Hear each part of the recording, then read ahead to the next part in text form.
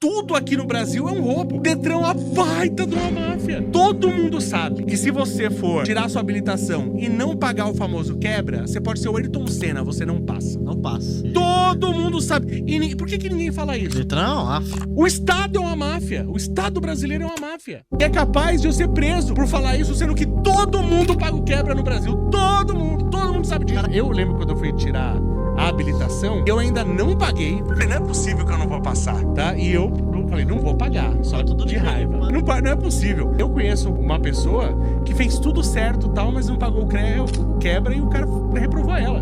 Ela fez tudo certo, a ponto de... Mas ela brinca, fica pé da vida com o cara. Então tem uma máfia aqui, a gente sabe que tem uma máfia aqui e ninguém faz nada, porque é muito dinheiro envolvido. Por que dirigir no Brasil virou um luxo? Todo mundo já ouviu falar da máfia do Detran. Uns dizem que é exagero, outros dizem que é teoria da conspiração. Mas quando um assunto é falado há décadas por milhões de pessoas, em todos os estados do país, talvez o problema não seja quem fala, talvez seja quem finge que não vê. Vamos começar pelo básico. Tirar carteira de motorista no Brasil não é difícil, porque dirigir é extremamente complexo. É difícil porque o processo é excessivamente burocrático. Provas longas, exames subjetivos, regras que mudam, reprovação por detalhes mínimos. E aqui vem a pergunta incômoda. Por que um processo que deveria formar motoristas parece mais focado em eliminar candidatos? Em muitos países o foco é ensinar. Aqui, parece ser reprovar. Hoje, tirar uma CNH no Brasil pode facilmente ultrapassar 3 ou até 5 mil reais. Para um país onde o salário mínimo mal cobre o básico. Agora vamos listar. Taxas do Detran. Aulas obrigatórias, provas, exames médicos, exames psicológicos, retestes, taxas de remarcação. Não é caro por acaso. É caro porque cada etapa gera arrecadação. E quanto mais etapas, maior o lucro do sistema. O imposto é necessário para manter a estrutura, garantir segurança e investir em educação no trânsito. Bonito no papel. Mas deixa eu ser bem claro aqui. Eu discordo. Discordo do imposto excessivo. Discordo da forma como ele é cobrado. Discordo da falta de retorno visível. Se o imposto fosse para educar melhor, por que temos motoristas tão mal formados? Se fosse para segurança, por que o trânsito continua caótico? O problema não é imposto, é excesso e opacidade. Imposto por si só não é o vilão. O vilão é imposto alto demais, sem transparência, sem eficiência, sem escolha. O cidadão não pode optar, não pode questionar, não pode negociar. Ou paga ou não dirige. Isso não é serviço público eficiente. Isso é coerção disfarçada de regulamentação. Pra que eu vou pagar taxa de licenciamento se nem imprimir a do documento, o Detran imprime mais? Você imprime na sua casa, é online. Outro detalhe, um detalhe importante, eu já bati nisso, vou bater novamente. Seu carro, você tem um carro com a placa antiga, placa cinza. Sua placa danificou. O que você tem que fazer? Trocar a placa. Só que hoje não fabricam mais essa placa cinza. Então você vai ter que colocar a placa Mercosul. Então qual que era o trâmite correto? Olha, eu vou entrar no Detran pra trocar, mudar o número ali, né? Sem custo. Isso não tinha que ter custo, porque é um papo. Já era. Providencia um lugar que faz a placa e coloca no seu carro. Não era legal? Burocracia zero. Não. O carro tá no seu nome. No seu nome. O carro é seu. Você vai ter que fazer um laudo de transferência. Vai pagar R$100, R$120 no laudo de transferência. Aí você vai pagar uma taxa de transferência. Você vai pagar uma taxa de transferência, que é 300 e poucos reais, e você vai pagar a placa. Não é um absurdo isso? Cara, é um absurdo ou não é um absurdo? Cara, isso é uma imbecilidade, cara. Isso é você meter a mão no bolso do contribuinte, cara. A reprovação como mecanismo de arrecadação. Vamos falar do elefante na sala. Cada reprovação gera dinheiro. Nova taxa, novo exame, novo pagamento. Você não é incentivado a passar. Você é penalizado por errar. E quando errar vira fonte de renda, o sistema deixa de ser educativo. Ele se torna comercial. Mas é para evitar acidentes. Será? Outra desculpa clássica. É rigoroso para evitar acidentes. Mas deixa eu perguntar algo simples. Rigor sem didática funciona? Reprovar sem explicar ensina? Punir sem orientar educa? Ou só cria medo, frustração e revolta? O trânsito brasileiro não é violento por falta de taxa. É violento por falta de educação real. Sistema ou máfia moderna. Talvez não exista uma máfia com nome e sobrenome, mas existe algo pior.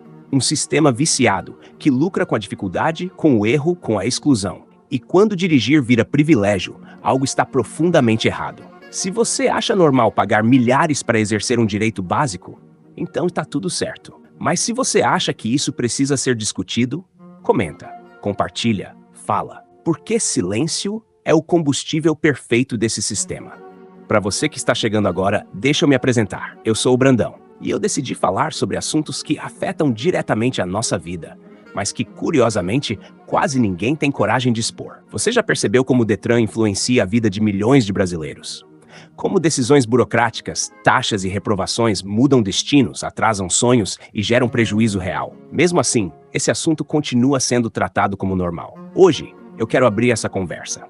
Quero falar tudo aquilo que muita gente pensa, mas poucos dizem em voz alta sobre essa máfia silenciosa que impacta o Brasil todos os dias. Se esse tipo de assunto faz sentido para você, então já se inscreve no canal. Aqui, na Sociedade Problemática, a gente fala sobre o que normalmente é ignorado, abafado ou normalizado. Aqui não existe medo de opinião, não existe narrativa pronta. Existe questionamento, existe análise e existe verdade, mesmo quando ela incomoda. No Brasil, ter um carro é tratado como luxo. Nos Estados Unidos é tratado como necessidade. E essa diferença não é cultural. Ela é política, tributária e estrutural. Hoje a gente vai comparar dois mundos e entender por que no Brasil você paga caro demais para ter pouco. No Brasil, um carro considerado bom já vira status. Um sedã médio, um SUV compacto, um carro com o mínimo de conforto. Agora olha para os Estados Unidos. Lá, esses mesmos carros são entrada, carro de estudante, carro de trabalhador comum. Aqui, um carro de R$120 mil é chamado de luxo. Lá, é um carro básico. E isso não é porque o americano é mais rico por mágica. É porque o Estado não trata o carro como fonte infinita de arrecadação. Imposto em cima de imposto. Vamos ao ponto mais revoltante. No Brasil, você paga imposto para fabricar, para importar, para vender, para comprar. E quando acha que acabou, você paga imposto para continuar tendo o carro. Isso não faz sentido. Imposto em cascata não é justiça fiscal. É punição disfarçada. Vamos falar do IPVA. Você compra um carro. O carro é seu. Mas todo ano o Estado te cobra um valor alto só para você continuar sendo dono dele. Nos Estados Unidos, em muitos estados, não existe nada parecido com o IPVA como no Brasil. Você paga taxas menores pontuais claras. Aqui não. Aqui você trabalha para pagar algo que você já comprou. Isso não é manutenção de serviço. Isso é confisco diluído no tempo. O argumento oficial é sempre o mesmo. É para manter estradas, segurança e fiscalização. Mas vamos ser honestos. As estradas são ruins. A sinalização é falha. A fiscalização é punitiva, não educativa.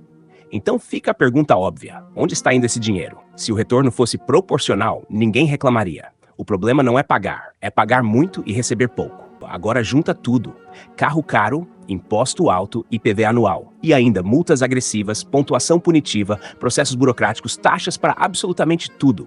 O sistema não confia no cidadão, ele presume erro. E quando o Estado presume erro, ele cria arrecadação. E em outros países, o foco é mobilidade.